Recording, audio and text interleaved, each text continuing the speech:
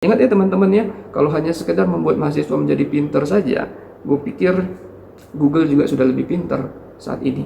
YouTube juga sudah lebih pinter tuh. Jadi kita harus mengerti bahwa kebutuhan kelas tidak hanya sekedar mentransfer pengetahuan saja, tidak hanya sekedar menjadikan mahasiswa pintar saja. Ada tuntutan yang lebih lagi, yaitu adalah bagaimana cara kita bersikap, toleransi, bagaimana cara pendekatan-pendekatan kita sebagai seorang pemimpin kepada mahasiswa kita.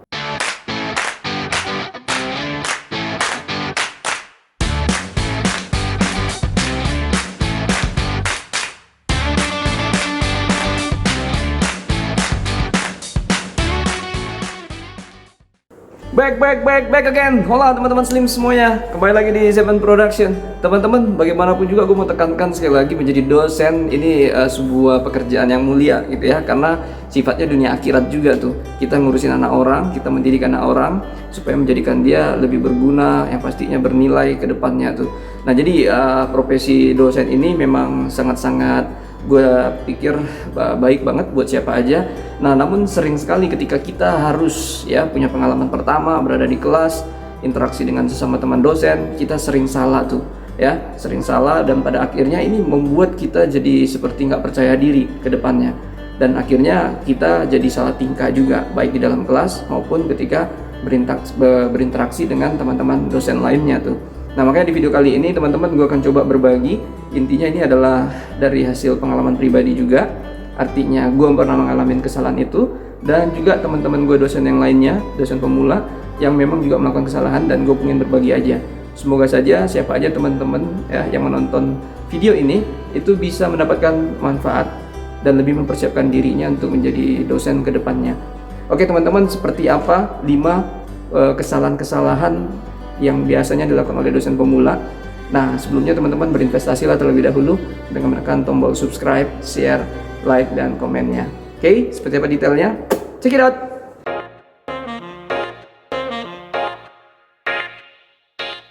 Nah, baik teman-teman, adapun yang pertama, gue mau katakan bahwa ini pengalaman yang gue lihat langsung ya. Ada beberapa teman-teman dosen pemula ketika dia masuk kampus perhotelan yang ternyata memang dia bukan asli lulusan perhotelan, dia tidak berusaha untuk mempelajari seperti apa perhotelan. Perhotelan penuh dengan tata krama, penuh dengan peraturan yang sedikit baku sebenarnya, tapi tidak kaku juga.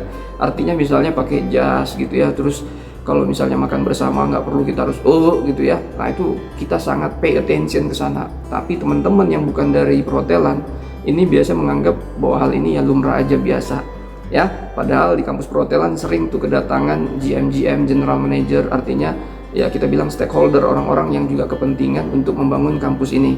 Nah, sehingga tata krama kita itu perlu kita perhatikan. Ini belum lagi dengan istilah-istilah hotel. Terkadang menjadi dosen pemula kita juga diizinkan untuk menguji sidang mahasiswa perhotelan ya. Nah, dengan cara seperti ini harusnya dosen-dosen pemula dia mau belajar ya istilah-istilah yang ada di perhotelan ya, tidak juga memaksakan bahwa ya saya kan backgroundnya ini, saya kan backgroundnya ini. No.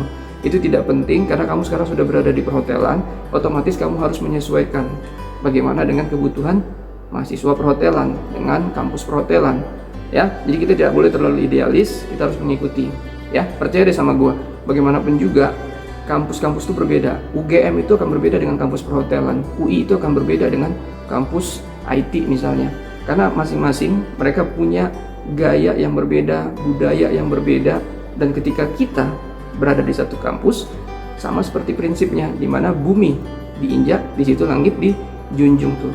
Jadi teman-teman, menurut pendapat gua, kita harus cepat beradaptasi. Yang paling penting adalah harus antusias belajar ya, harus rendah hati, mengetahui bahwa diri kita banyak kekurangan. Sama dengan prinsip baca buku, semakin banyak kita baca buku, semakin sadar kita tidak tahu apa-apa tuh. Jadi begitu juga dengan teman-teman dosen pemula. Ayo kita harus mengerti bahwa kita harus semakin rendah hati ketika menginjak menjadi dosen pertama kali atau masuk di kampus yang berbeda dengan background kita untuk pertama kali.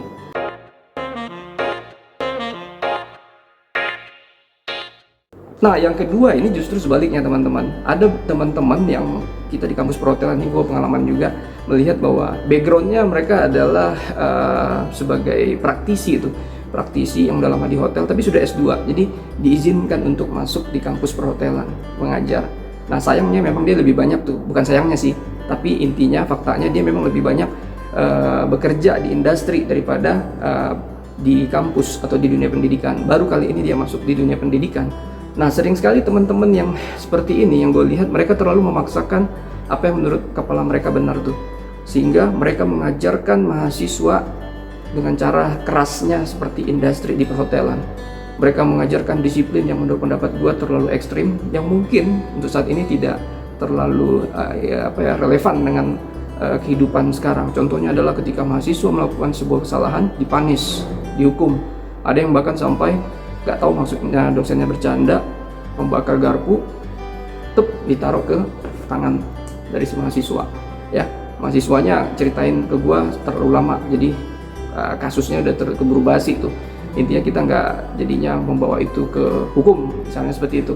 Nah, tapi menurut pendapat gua, ada banyak dosen-dosen baru, dosen-dosen pemula yang terjun ke dunia kampus beranggapan bahwa gua harus mencetak mahasiswa ini yang siap tempur, siap bekerja di perhotelan. Gua katakan bahwa ini agak sedikit keliru. Kenapa keliru? Karena ada begitu banyak mahasiswa masuk perhotelan yang sebenarnya tujuannya tidak juga harus kerja di perhotelan. Ada mereka yang justru nanti akan membangun hotelnya sendiri karena bapaknya sudah punya sumber daya modal. Ya, ada juga yang mau jadi PNS, ada juga yang mau jadi tenaga konsultan, ada juga yang mungkin salah jurusan pada akhirnya dia mau jadi desainer nantinya. Ya, artinya yang gue mau katakan di sini, dosen dia harus berpikir luas, objektif. Artinya tidak sekedar hanya melatih mahasiswa untuk menjadi pekerja saja, karyawan hotel. Ya, jadi kita harus berpikir bahwa kita harus lebih punya cara-cara yang banyak. Ya, tidak hanya satu cara dalam mendidik mahasiswa. Kita harus bisa beradaptasi dan menyesuaikan dengan kebutuhan mahasiswanya untuk kebutuhan yang lebih modern saat ini.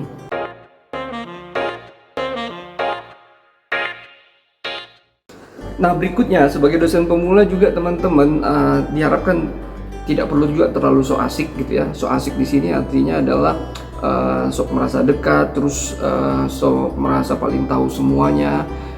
Ini terjadi gitu ya pengalaman kita. Jadi gue juga dengar dari teman-teman dosen lama, mereka sangat terganggu kalau ada dosen-dosen pemula itu yang ketika baru masuk seolah-olah dia paling mengetahui tentang apa saja tuh, terlebih lagi tentang bagaimana jalannya kampus. Nah, bagaimanapun juga gue mau katakan bahwa seberapa berkualitas pun kita, teman-teman dosen pemula, ada baiknya kita ya menunda aja tuh. Lebih bagus wait and see aja, tunggu dan lihat gitu ya, wait and see seperti apa keadaannya, seperti apa budaya kerja di sini ya. Jangan juga kita terlalu memaksakan bahwa oke, pemikiran kita yang benar ya. Ada mungkin teman-teman pengalaman gue di kampus ya, dimana dia sudah S3 dari Amerika, dia datang tapi dia langsung tuh seolah-olah langsung aktif, langsung vokal. Itu sah-sah saja. Mungkin karena inilah Indonesia, kita kalau sudah dapat karyawannya yang baru, yang sudah tamatan atau lulusan luar Amerika gitu ya, udah S3 lagi, sementara kita masih S2, nah kita respect gitu ya. Tapi terkadang kalau teman itu masih S2 dan sama-sama dengan kita, ketika dia agak sedikit lebih saja berbicaranya, kita sudah tidak bisa berterima. Jadi ini budaya kita, ini Indonesia gitu. Jadi kalau gue bisa katakan bahwa ayo teman-teman yang pemula, ketika kita menjadi dosen pemula atau dosen yang baru masuk di satu kampus, jangan juga terlalu kita gas gitu loh. Jangan juga terlalu kita show off, jangan juga terlalu kita berusaha untuk menyesuaikan diri sehingga mengarang-arang cerita. Contohnya teman bicara kita senang dengan otomotif, kita pun mengatakan bahwa ya gue juga suka otomotif nih, kayak gini, gue pernah juara di sini-sini, padahal ceritanya dikarang. Ini tidak bagus ya, ini tidak akan bagus karena bagaimanapun juga kebohongan ini akan bisa kecium pada akhirnya ke depannya ya, sama seperti bangkai, mau disimpan disembunyikan kemanapun juga pasti akan kecium baunya. Jadi buat teman-teman yang memang merasa punya pengetahuan lebih, punya skill lebih, punya kualitas, apapun itu yang teman-teman miliki, ketika kita jadi dosen pemula, ketika kita jadi dosen pertama baru masuk di kampus baru, ada baiknya kita mengenal terlebih dahulu budaya kerja, terlebih lagi rendah hati. Ya, ketika kita rendah hati, ini akan lebih mudah buat kita diterima dengan teman sekerja dan juga mahasiswa kita. Ya.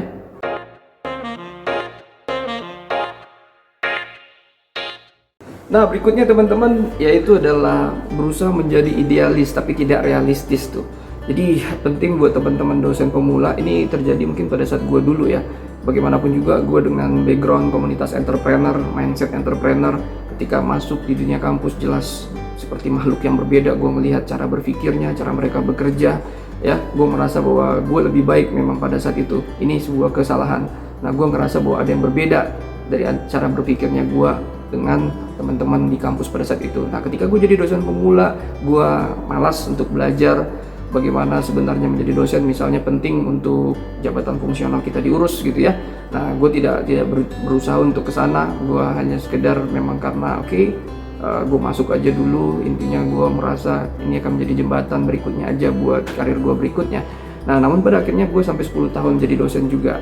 Jadi intinya gue mau katakan, kalau jabatan fungsionalnya gue urus dari dulu, mungkin gue sudah jadi lektor tuh, atau misalnya lektor kepala. Tapi sekarang gue masih jadi asisten ahli aja. Karena banyaknya memang teman-teman senior yang tidak memang mengajari ke gue bagaimana cara mengurusnya. Namun gue gak mau menyalahkan orang lain. Ya, gue lebih menyalahkan diri gue karena guanya harusnya bertanya dan ya mencari kawan untuk bisa ngajarin gue tuh mengurusnya. Nah, namun itu tidak terjadi tuh. Jadi buat teman-teman, ayo kita boleh idealis, merasa bahwa ini mungkin hanya jembatan sementara buat kita, namun mungkin kita akan punya batu loncatan untuk nanti keluar dari dunia dosen atau kampus. Tapi yang pasti harus diingat, ketika kita memang sudah memilih kampus, mau cepat atau lambat, udah kita urus aja semua yang sebenarnya menjadi hal fundamental, mendasar, seperti jabatan fungsional, misalnya sertifikasi dosen, ya silakan diurus saja. Ya, kita nggak tahu seperti apa ke depan itu akan membantu kita. Namun kalau kita sudah membantu, minimal kita punya pengalaman yang nantinya bisa kita bagikan ke keluarga kita, rekan-rekan kita yang lainnya di luar sana yang membutuhkan hal serupa. Jadi kita udah punya tuh hal untuk bisa di-share, dibagi. Jadi boleh idealis, tapi yang realistis.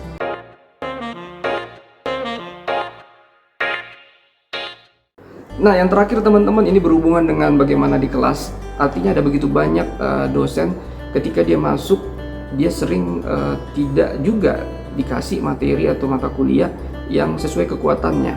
Nah, ini menjadikan kebingungan nih buat teman-teman dosen. Jadi menurut pendapat gua, cara terbaiknya adalah tetap kita akan memberikan materi tersebut, tapi lebih banyaklah bercerita tentang kekuatan kita. Kita harus bisa menghubungkan, ya misalnya kalau kayak gua nih, gua adalah backgroundnya lebih ke perhotelan, ya lebih kepada bagaimana housekeeping, ya tata graha, bagaimana front office, kantor depan itu bekerja di sebuah hotel. Namun ada kalanya di awal-awal menjadi dosen, gue diminta mengampu mata kuliah misalnya dasar-dasar manajemen sumber daya manusia. Kalaupun ini memang dulu pada saat kita kuliah diajarkan, tapi kan kita juga butuh penyesuaian ketika harus kita yang mengajarkan ke mahasiswa. Nah, cara terbaiknya adalah teman-teman ayo fokus aja kepada apa yang kita ketahui tentang, misalnya kalau kayak gue tadi front office-nya, kantor depannya, tentang tata grahanya atau housekeeping-nya. Kasih contoh-contoh kepada mahasiswa pengalaman-pengalaman kita, bagaimana kaitan manajemen sumber daya manusia tadi dengan hal tersebut, atau dasar-dasar manajemennya. Ya, jadi fokus kepada kekuatan kita ini akan menjadi sangat penting buat teman-teman dosen pemula.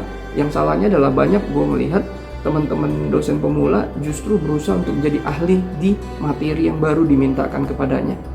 Ketika dia tadinya misalnya hanya fokus di dunia perhotelan, diminta ke salah satu matrikulasi, dia berusaha menjadi ahli di sana dengan berusaha untuk textbook banget tuh menjelaskannya di dalam kelas.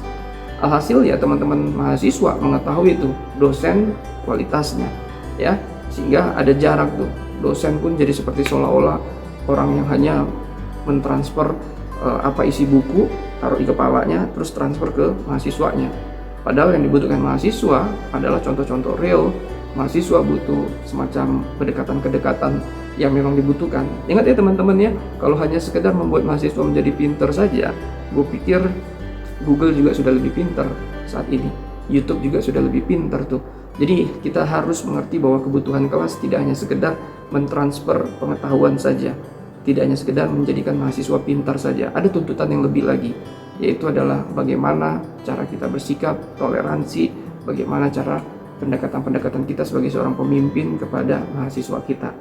Oke teman-teman, gue pikir itu saja sharingnya untuk kali ini. Dan intinya adalah bagaimana teman-teman dosen pemula bisa cepat beradaptasi menjadi kunci. Dan kunci adaptasi pertama adalah tetap rendah hati dan terus belajar. Yang paling penting adalah kualitas kita tidak perlu kita tunjukkan kepada lingkungan kita, namun ketika memang dibutuhkan, gue pikir ini bisa menjadi kunci tersendiri buat kita, ya, sehingga kita akan bisa mendapatkan respect dari lingkungan kita tanpa juga harus menjatuhkan orang-orang yang sudah lebih dulu berada di sebuah kampus tersebut. Oke teman-teman, itu saja mungkin sharingnya, dan jangan lupa juga untuk tetap berbagi dengan menekan tombol subscribe, share, like, dan komennya. Oke, subrek. Thank you very big and God bless you all. Out.